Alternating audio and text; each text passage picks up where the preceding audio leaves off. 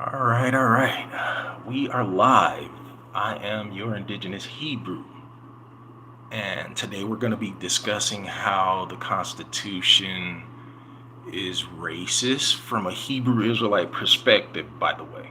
From a Hebrew Israelite perspective, how the Constitution is racist and why Negroes in America must have a treaty, an international treaty, and not just continue fighting with civil rights and the states' rights and all that other stuff.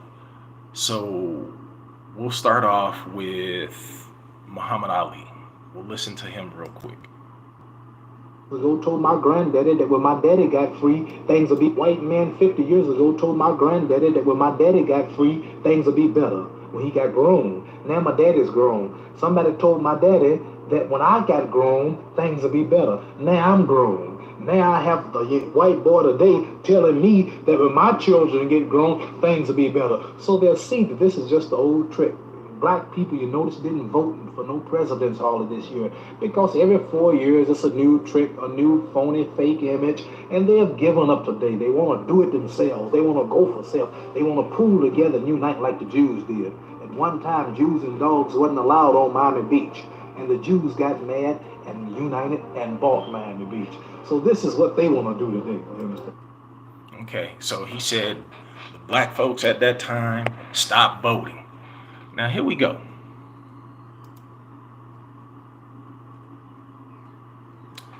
This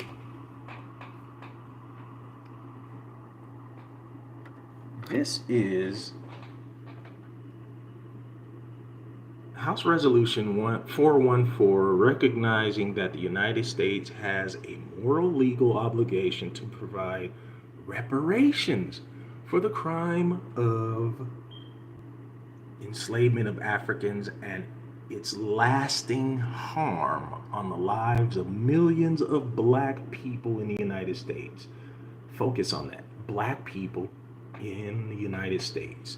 So it's specific, right? And when we look at this document, let's get this right here. When we look at this document, right here at the top, it's introduced by Representative Summer Lee out of Pennsylvania, I believe. And she's a Democrat. And all the co-sponsors are Democrats. A Democrat out of, I believe, Massachusetts, Michigan, Minnesota. And again, all these people, I'll show you guys. And primarily these people, I'll say, they're all people of color. You have Miss Summer. You have Miss Lee here, Miss Summer Lee. She's black. You have Ayanna Presley. She's black.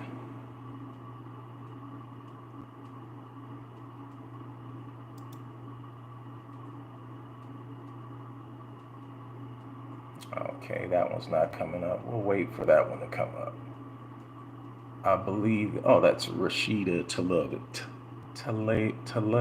it says at the top. Let's see if I can get that to, okay, we'll come back to that one. You have Representative Ilhan Omar, and she was born out of Saudi Arabia. Now, Ilhan Omar out of, not Saudi Arabia, excuse me, Somalia. Now, she was born there. Now, she would probably be fighting what Donald Trump said about, well, your current president said about the birthright citizenship. So she was born outside of the states, but she's representing, I believe it's Minnesota. Yeah, Minnesota District 5. Now, what's going on in Somalia? Somalia has been going at war with itself and other countries trying to invade, like, the CIA of the United States. Well, they having a civil war, and they've been going to war since back in the 80s, I believe. And then United States intervention happened, blah, blah, blah, in 2007 to the current. All this is going on. All of this is going on in Saudi Arabia. All of this. I keep saying Saudi Arabia for some reason. It's not Saudi Arabia, it's Somalia. But all this is going on. Like all of this war has been going on in Somalia since the 80s. All of this is just ridiculous. But Ilhan Omar is from there, and now she has migrated to the United States, and she's representing the state of Minnesota. We have Representative Delia Ramirez out of Chicago, Illinois, and she's born here, but her parents are from Guatemala, I believe. I believe it's Guatemala, but she's a co-sponsor of this current resolution. Representative, I don't know how to pronounce this name. Shri Thanedar, I believe that's it. He's out of Detroit, Michigan. He was born in India. And again, he would probably be one fighting against the birthright citizenship of the current president, the orange trumpet in chief. Here's a black man. And these are all Democrats. Again, these are all Democrats. There's no Republicans. You have Jonathan Jackson, again out of Chicago, Illinois. You have Representative Jasmine Crockett. I did a video on her recently. Go check that out. Like, comment, subscribe. Jasmine Crockett is well known for her contention in a congressional hearing. She called Marjorie Taylor Greene a bleached blonde, bad-built butch body. So she's, she said that. That's what she's famous for in Congress. Okay. We have Representative Valerie Foushee. I hope I'm pronouncing that correct. She's out of North Carolina. We have LaMonica McIver out of New Jersey. Yeah, New Jersey, District 10. We have Representative Latifah Simon, and she's right here out of California, right here in California, District 12. We have Representative Nikema Williams, who's representing Atlanta, Georgia. Representative Hank Johnson Jr., and he's again out of Georgia. We have Representative Al Green, and he's out of Texas. And the reason I am showing you guys all their faces is because there's no white people. These are all Democrats. These are all people of color, and there's no white people. And the reason for that is you guys are going to see the reason for that.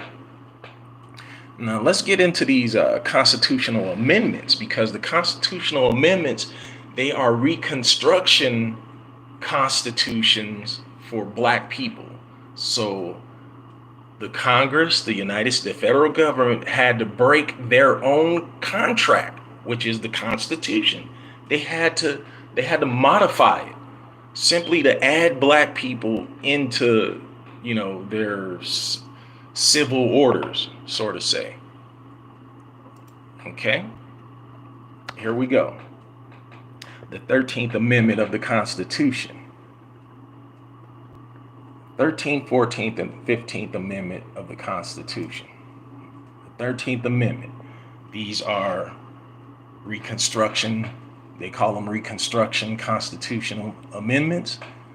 Neither slavery nor involuntary servitude, except as a punishment for a crime whereof the party shall have been duly convicted. Now, neither slavery nor involuntary servitude shall exist within the United States or any place subject to their jurisdiction. That's the part that everybody's focusing on. The loophole, as we all know, and we're seeing in every states' right case, is that except for a punishment for a crime whereof the party shall be duly convicted. Now, the exception to this clause is this crime theory, this punishment for a crime. And we know when the 13th, 14th, and 15th Amendment was created, it came along with the states' rights called black codes. Okay? Don't let these people fool you that when these Reconstruction amendments were created, that black codes, the states' rights of black codes, came along with them. Okay?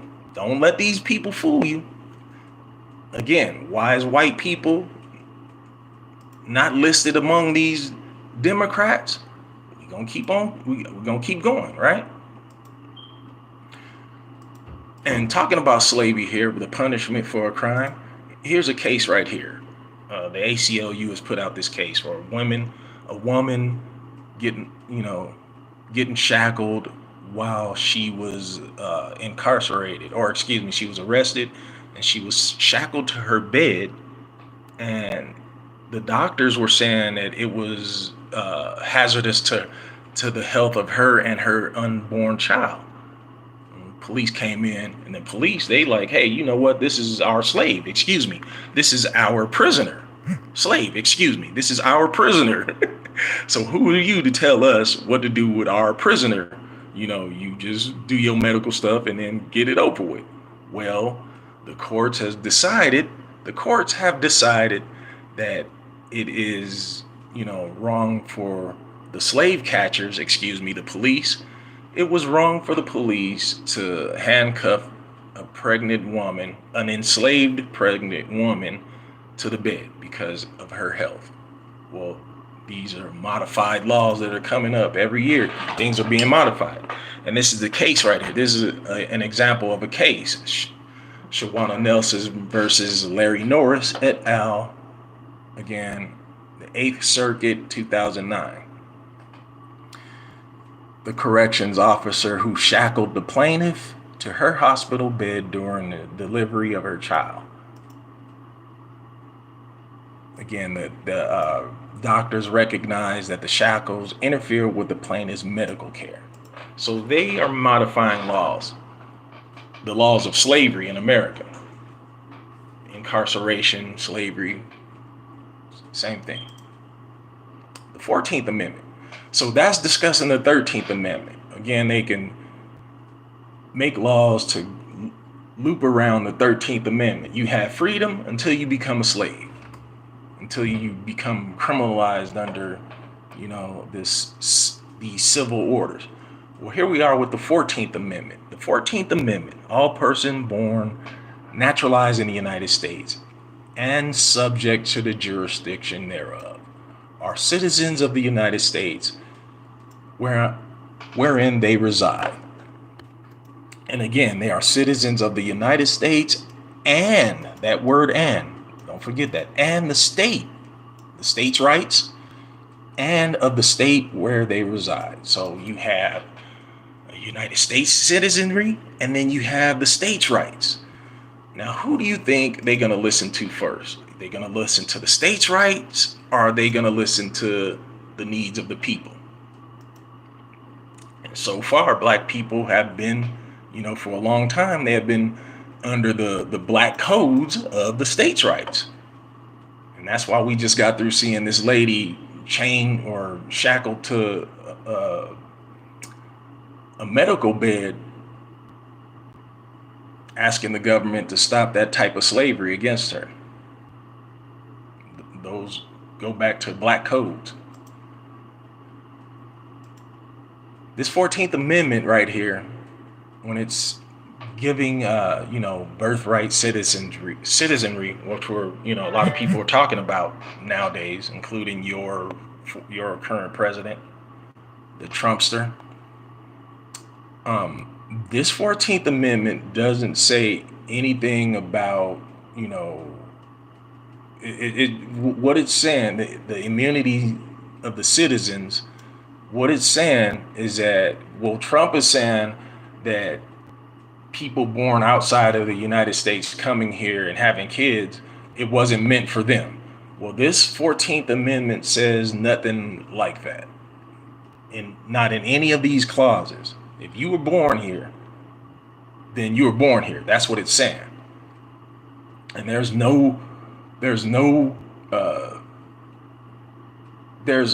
cases limited to Chinese people who were, let me see if I can find that. We'll come back to this, discussing this 14th Amendment, because on that birthright citizenry, it doesn't apply to what Trump is talking about. Because right after the 14th Amendment, this Civil Rights Act of 1886 came out. And the Civil Rights Act of 1886, it limited, we'll say, Eastern Europeans, because they didn't talk the same way as, we'll say, the Spanish and the French and the English. Their understanding was completely different to how the Western Europeans were thinking. So the Civil Rights Act of 1886 was being racist against, Eastern Europeans. And it was also racist against people of color in Africa, North Africa, and the African continent. Okay? So again, and this is during the Black Code era of the United States. So they were being racist during the Black Code era. But again, the 14th Amendment didn't address those states' rights, the coded language of the states' rights. It didn't address that. Whereas this Civil Rights Act, which is a lowercase law, sort of say, you have the constitutional amendment, and then you have civil rights acts, which are basically the acts of a state, how a state should act within the government of the United States. It's congressional approval, okay, how the states should act. Speaking about Chinese people, the Pact of 1875, it limited Chinese people. Saying here, marking the end of open borders. So it limited Chinese people simply because they were Chinese and speak the same as the U.S. citizens, blah, blah, blah. Had a different culture. You're not going to come to United States with your Chinese culture. This is what these people were saying. So that's how it limited the racial factor here in the United States. Chinese people were limited. People from Japan, India, the coolie laborers. Those are the Hindu people.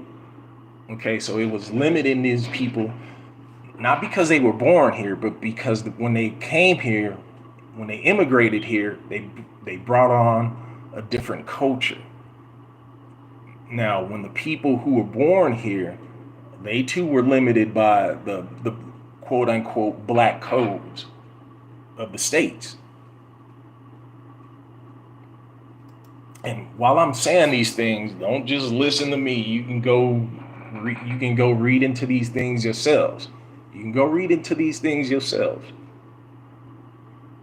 Now, the 15th Amendment. So we discussed the 13th Amendment and its loophole in, making criminals slaves, because criminals are slaves according to the 13th Amendment. Criminals are slaves. So slavery still exists. The 14th Amendment.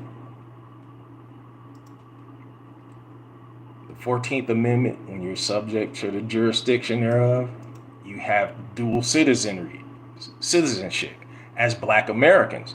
If we're going by Donald Trump's standard, you have dual citizenship as Black Americans. You have one, the United States federal government, and two, the states that you reside in. So if the United States says something is legal and the states' rights say something is illegal, for example, marijuana is illegal federally, and here in California, marijuana has been legalized, medicinal and certain other things. So you got a conflict of interest here. You got a conflicting, things are conflicting here. In other states, you can marry a 15-year-old, and other states they have to be 18, something like that. So you have a conflict of interest. I'm not saying go marry a 15-year-old, but that's what the states are saying. With this 14th Amendment, you being a citizen here, you have a conflict of interest.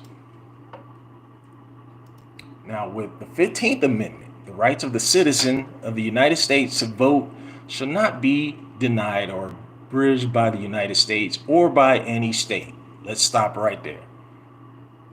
Not denied by or abridged by the United States or any state on account of race, color, or previous condition of servitude. Now, this is plain language. But we know that black people, their voting rights have to get, they have the voting rights of black Americans, quote unquote, people of color, they have to get, because they expire. So they have to get rewritten in. And this is at the state level. When you guys see the Voting Rights Act or any type of act, the Congress is saying this is how you states should act. Because you already have the 15th Amendment, the Constitution. But on the state level, the Congress is saying how the states should act. How the states should act. Okay? But we know it's a conflict of interest if the 15th Amendment says the citizens of the United States, their right to vote shall not be denied. But we just seen in 2014, in the Obama era, that the states, they gutted the Voting Rights Act, right? We seen that, right? They gutted this 1965 Civil Rights Act, saying that the United States is no longer racist. While we seen in 2024 Sandra Massey get executed.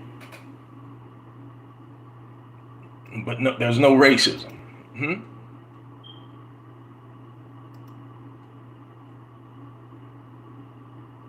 I want you guys to listen to these guys real quick. And because I'm a Hebrew Israelite, I need you guys to listen to this real quick. Need you guys to listen to this really quick. Here's a Muslim prayer room behind me. Are Jews allowed to enter a Muslim prayer room? And the answer is yes, because Jews and Muslims both believe in one God. Okay. Okay, Jews and Muslims, they're saying that Jews and Muslims believe in the same God. Okay, Allah, Jehovah, God, or whatever name that they give, God. Now, I am a Hebrew Israelite. I am not a racist by any means. I look at the history portions of what, the Abrahamic faith pertain to. Now, I cannot believe in a God that would, have my people turned into human chattels, be reduced to, less than human, both civilly and scientifically. I cannot believe in that type of God. So am I against Jewish people for their belief? No, you guys go right ahead and do what you guys want to do. But I am not going to be a part of any type of Christianity, Talmudism or Islamic lore. I'm not going to do all that because I know that, just like democracy fighting each other, democracy is fighting each other, or religion is doing the same thing. So I don't want to be a part of that. Okay? James Madison. Now here we are, we're going to get into the solution to the racism that's found in the Constitution. The racism, because it is racism, is unequal. inequality. It's saying that one group of people is less than the other. And it's written in the Constitution, as you guys seen. So here is the solution. James Madison. Now, James Madison was the 4th president of the United States, and he became president during the time when the transatlantic slave trade was abolished. So during his time, the coastwise slave trade was going on. So they were taking slaves from, say, New York, and they were putting them down into Mississippi, or let's say California, for example. When California became a state, a lot of the black Indians in California were sent to Guatemala. Yeah, that's some history you may not know, but it happened. So anyhow, so the coastwise slave trade, is when James Madison was president, and he owned slaves. And here is his subscriber plantation. Run away from the subscriber, which means underwriter. So the underwriter, we're on the wrong one. We are on the wrong one. Let's find him. This is the wrong one. This is the right one. Okay, so James Madison. $20 reward. Run away the 14th of June. Okay, from the sub-writer. So the sub-writer is James Madison. And this is him November 3rd, 1786, before he became president. He had a slave. Slave's name was Anthony. We'll call him Anthony Madison because the slave held the name of the slave owner, held the last name of the slave owner. Anyhow, and James Madison is telling the readers, if they just detained him, they again made him a slave. If they detained him, he will give them a $10 reward. Now, if the slave catchers brought him to James Madison, then he would get the full $20. That's all this $20 reward. That's all this image is saying. Now, again, this is James Madison saying this, future president of the United States. And this same person who was a slave owner, president of the United States, he gives a solution, a memorandum on an African colony for freed slaves. What does that say? And this is October 20th of 1789, when the U.S. Constitution was drafted. He gives us a solution. Okay? This is European ancestors. This is your forebears. This is James Madison. This is a president of the United States giving a solution. And you guys can go, I'll put all this stuff in the description box. You guys can go read all this stuff for yourself. But we're going to get down here to the nitty gritty right here. And it says, it only remains then that some proper external separation, external receptacle be provided for the slaves who obtain their liberty. He's saying it must be provided. Okay? It remains that it must be provided. Folks, that means reparations. Okay? Is it in the form of dollar bills? No. It's in the form of land. Just like the Native Americans who are given reparations by the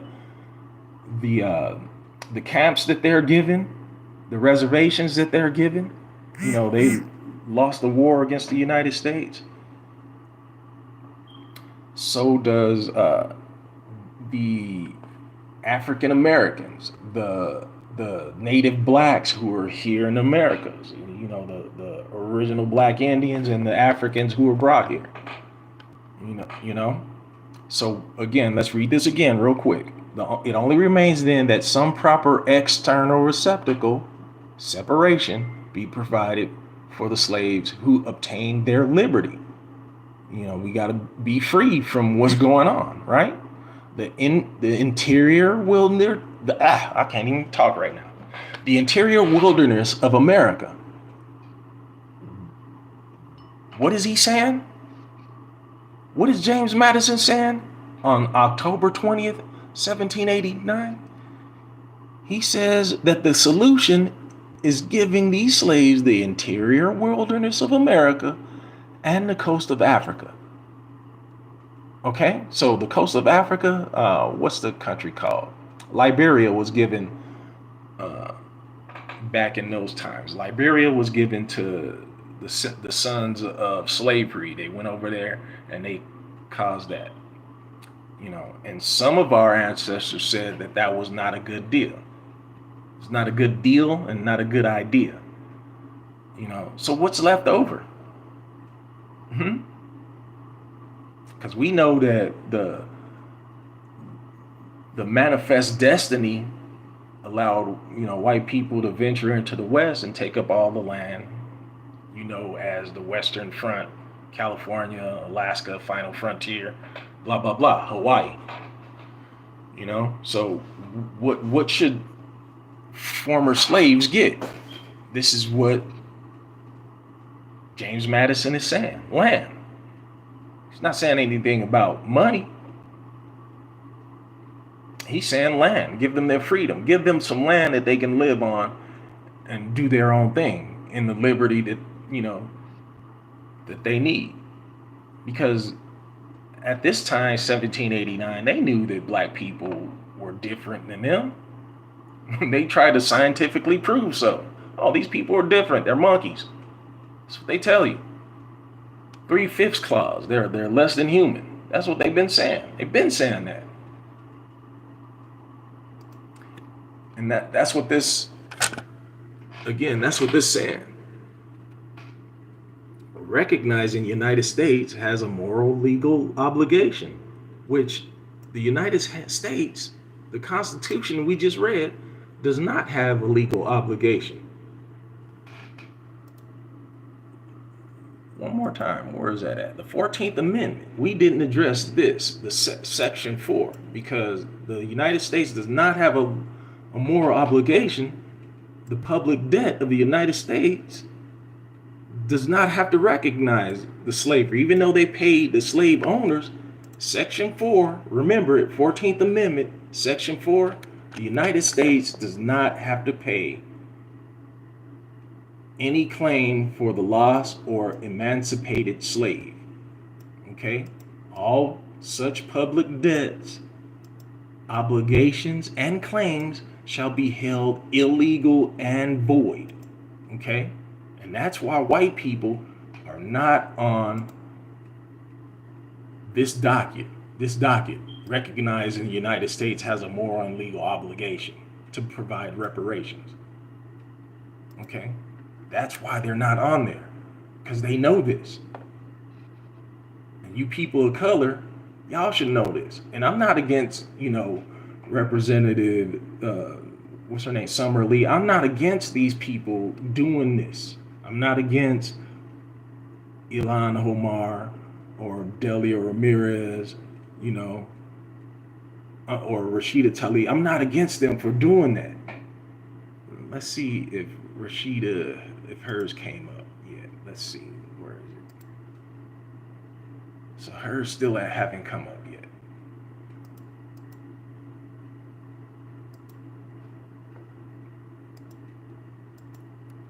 Okay, there hers is. Rashida Tlaib. I'm not against her. Out of Detroit, Michigan. And this is her cause right here. هاي أنا كنت بوزع للأطفال، تمام؟ لو شكلته مصاص، بس للأسف ما كان لها نصيب إنه هي تاخذ. فبتفاجأ إنه صارت تعيط وتبكي، فبسألها سؤال ليش؟ السؤال ليش صرت تعيط؟ عشان أنا شبه أبوها، تخيلوا لوين؟ بإذن الله لغير يوصلها أحلى هدية، أحلى من اللي راحت إن شاء الله. يا جماعة. This baby is crying not because she didn't get a piece of candy, because the man that she's standing in front of looks just like her dad. Killed in the Hamas-Israeli war. Okay? And look at this little guy. I wish he's saying this is a little probably 8, 9, or 10-year-old saying he wish he would die. over in Gaza. Babies. And I don't have any heart for people. I don't care what the child's race is. I don't have any heart for any people who are just tearing children apart. I really don't. I don't care what the race is. I don't care what happened in the past, thousands of years ago. I'm talking about right now. Because this earth was made for all of us. This earth was made for people to live on it, not for continued aggression.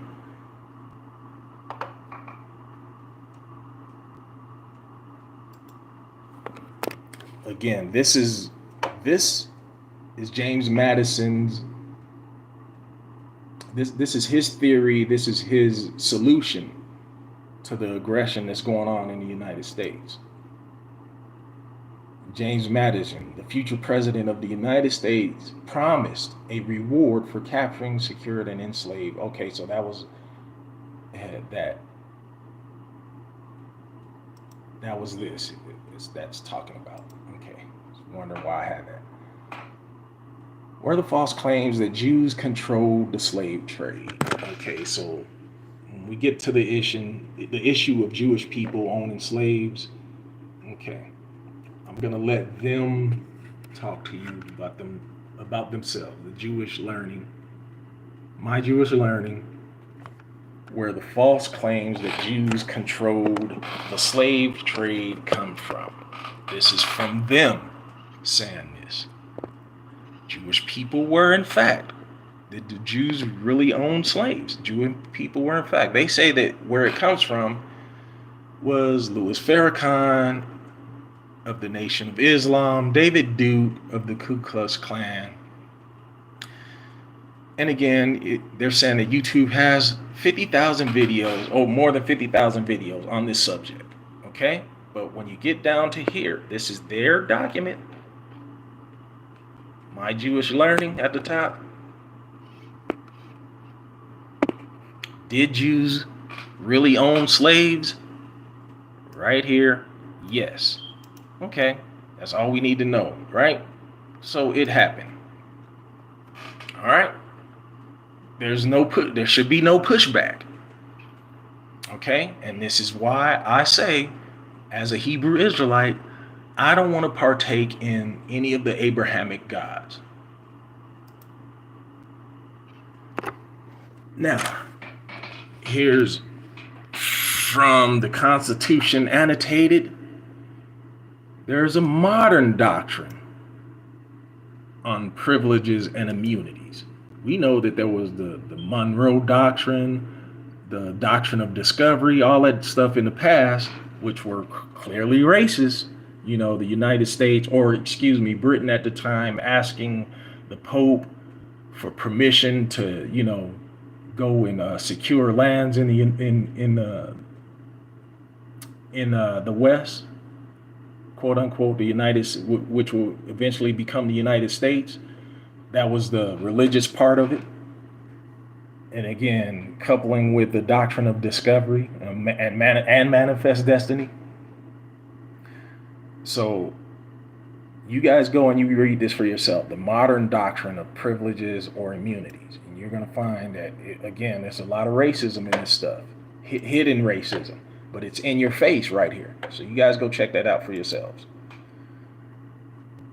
And again, right after the 13th, 14th, and 15th Amendments, there were black codes for the newly freed African Americans. And it's going contrary to what James Madison said. James Madison said, hey, give those newly freed people land. Well, instead they gave Negroes black codes. And the 10th Amendment, which is the rights of the states' rights. That's what they actually gave black people. You guys need a treaty, an international treaty. You don't need to be fighting for no civil rights, because civil rights are pertaining to the states. And again, when I say that I'm a Hebrew Israelite, I use history. I don't be just going off of, skin color and all these other issues that they tell you to go off of. I go off of history. Right here, this is the Nuremberg Chronicle. It is also called the Liber Chronicarum. And this is a document that was written in 1493, I believe. Yeah, 1493, when the Moors, the black Jews, not the white Jews, but the black Jews were kicked out of Spain. This Liber Chronicum is a history from, they tell you it's a history from Genesis. They tell you it's a history from Genesis to 1493. Now, Germany is the place where the Ashkenazi Jews get their name, Ashkenaz Jews, German Jews. Well, in Germany, this Liber Chronicum, they telling you that this is the beginning of the biblical history, from, according to the Bible, history from Genesis to 1493. And who do you got up here? Who do you got up here? This is representing Europe. And this is representing Africa. And man, I should have put on here one of the English coat of arms, where they remove this blackhead, which God is in the Bible. He has woolly hair. Throughout the Bible, you see the Hebrew Israelites identified as woolly haired people, dark skin. And this is what Germany is showing you. He's showing you that this, here is a dark-skinned person, and the coat of arms here, this is Africa, and this is Europe. This is what they're showing you. And this is on one of the coat of arms of the English. Instead, they replaced this face with a lion. And there's no lions native to England. Just like the Hebrew language has a camel, a tent, stuff like that for its alphabetic characters. Camels are not indigenous to Greece or Europe. So you guys should know that it's a Afro-Asiatic language, has nothing to do with Europe. And the last thing that I wanted to show you guys, this is going to be the very last thing. I think I went over too much, 40 minutes. This is Patsy Mitchner. Patsy Mitchner is a former slave. And this is from the North Carolina slave narratives. And I believe it's 1933 or 34. I believe that's when it was. Well, we're going to go down to page 7. And she says something very important about, fighting in, this democracy. Well, how this democracy is, how we see it today. Now, slavery, what she's saying, slavery, again, quote unquote, what's been made illegal through exceptional criminalized citizens. Slavery was a bad thing. And freedom of the kind. And she's speaking in the slave English, the Ebonic slave English. We got with nothing. Again, slavery was a bad thing, and freedom. So she's saying both of them. Slavery was bad and freedom of the kind. We got with nothing. So they got nothing. To live on was bad. So she's saying both slavery and freedom was bad, because she's living at a time she was a slave and she got her freedom. Two snakes full of poison. Okay, so slavery and freedom are two snakes full of poison. One lying with his head pointing north, the other with his head pointing south. Okay, this is what she's saying about this. This is a former slave. She's saying this. Their names was slavery and freedom. The snake called slavery lay with his head pointing south, and the snake called freedom lay with his head pointing north. Both bit the nigger, and they was both bad. This is what she's saying. Why? Because democracy will have you fighting forever. I don't care if you are a Democrat or a Republican. It's gonna have you fighting forever in this. And it's the reason why black people, quote unquote, people of color, need a treaty, an international treaty. And the land that James Madison was talking about, that is the solution. not the continued struggle of aggression in democracy, because that's all we're going to ever see. Okay? So that will be the end of my rant today. Like, comment, subscribe. I am your Hebrew Israelite, conscientious objector, and a man of peace. Hebrew Israelite out.